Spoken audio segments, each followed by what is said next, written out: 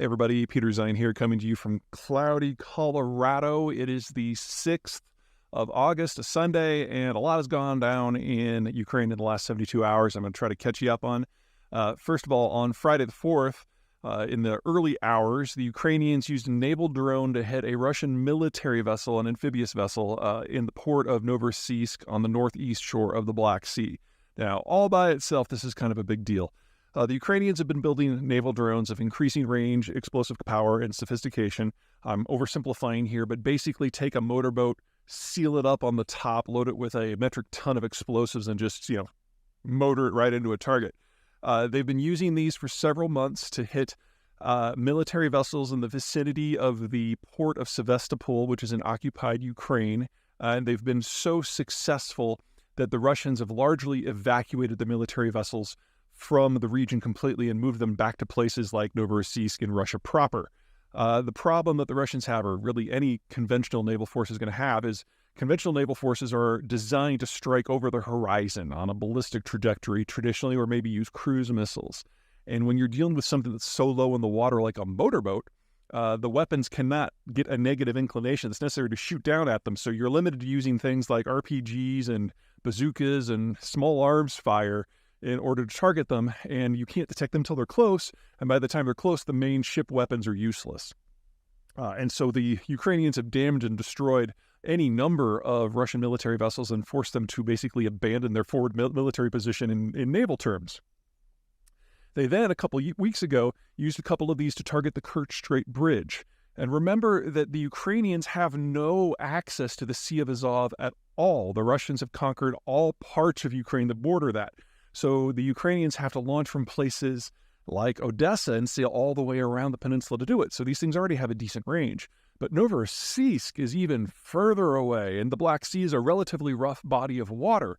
So in order to strike there, one of two things has to be true. Either number one, the Ukrainians have experienced a quantum leap in terms of range, and pretty much nothing on the entire Russian coast of the Black Sea is safe anymore. Or they are working with a third party in order to deliver these vessels closer to target. Of course, the Russians are going to say that it's the Brits and the Americans, but a far more likely candidate is Turkey. Now, Turkey is the second military power of the region, and historically speaking, they've easily been able to outpunch the Russians on the Black Sea simply because the Russians are spread out among multiple bodies of water, the Pacific, the Arctic, the Baltic, and none of them can reinforce. Whereas the Turks have controlled the straits that go through Istanbul, specifically the Bosphorus and the Dardanelles. They can easily move their forces from the Mediterranean to the Black Sea and back.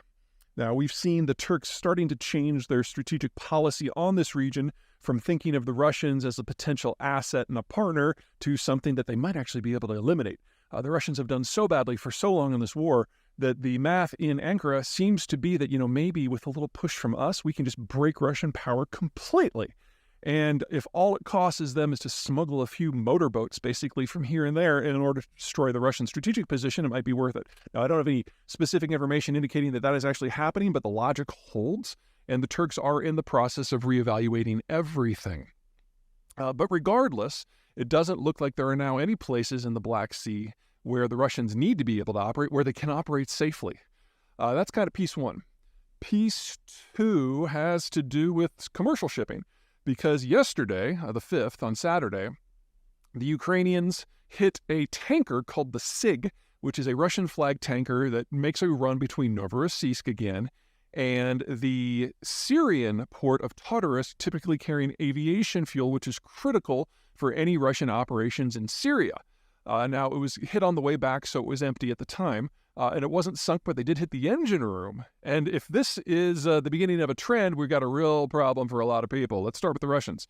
The Russian position outside of Russia proper, when you're dealing with operations either in Latin America or Africa, they're dependent on free movement of the seas. And if they can't move men, material, and fuel in and out of the Black Sea, they're kind of hosed. So this is a hit on a very important strategic asset for the Russians. And if this is the beginning of a trend, the entire Russian position globally is going to go up in smoke in a very short period of time because of lack of fuel and the inability to reach people in the first place. The second problem has to do more with civilian shipping, because the Ukrainians now said in the aftermath of hitting the SIG that they are going to treat every ship coming in and out of any Russian port as a potential target, which, you kind of understand where they're coming from, because the Russians have been doing this for Ukrainian ports since the beginning of the war.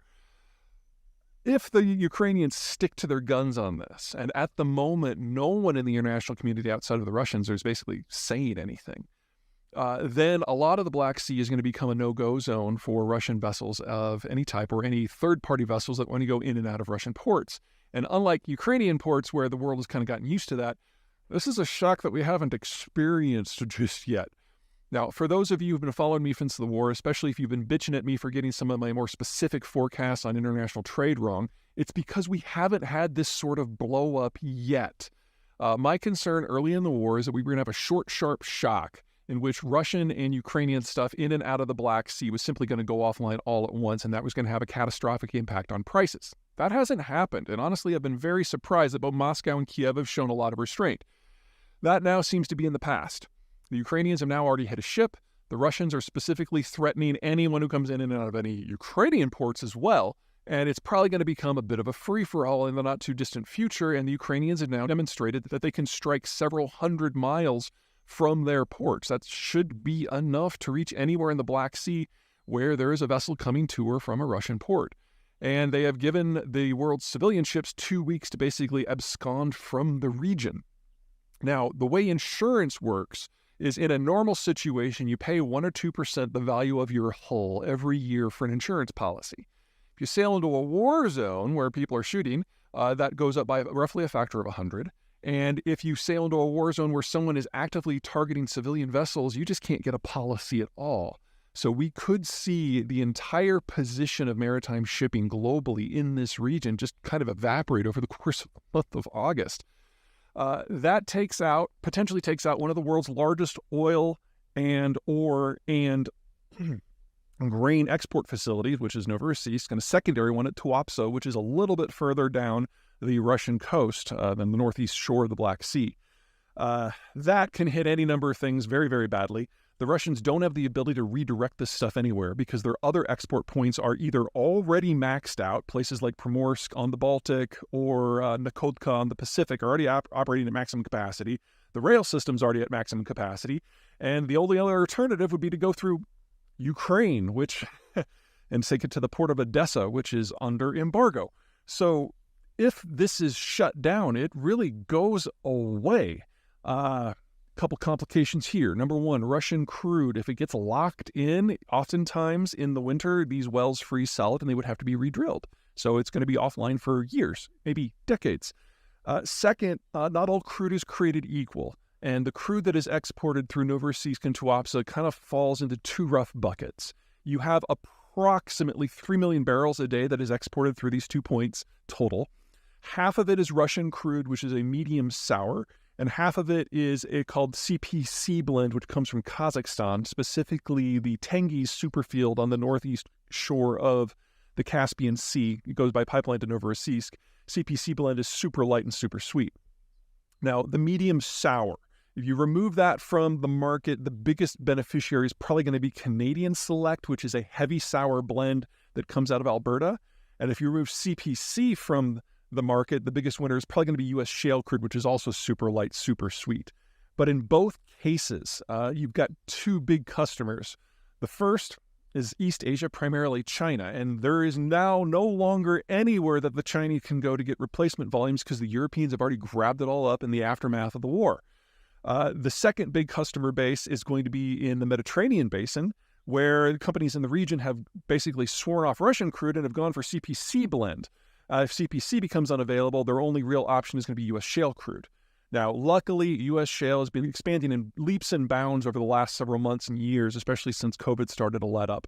And it's nearing record levels, and it's only going to go up from here. So there's a possibility here that the Western side, the European side of these disruptions, is actually able to replace what they need from North America, whereas the Asian side just gets completely hosed. Which, you want to talk about reordering the international strategic environment.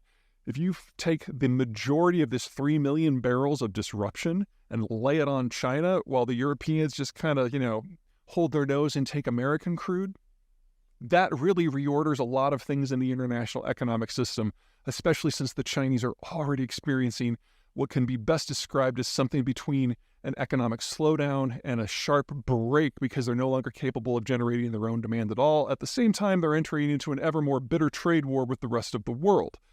So, we're looking at the Russians losing their strategic position in the water. At the same time they lose their strategic position in terms of economic penetration, they lose the ability to project power through the wider world, and we get a reordering of international energy, which really hurts the Chinese and the Russians. This is getting really interesting really fast. Now, there's still a lot of I's to dot and T's to cross. The Ukrainians and the Russians still have to make good on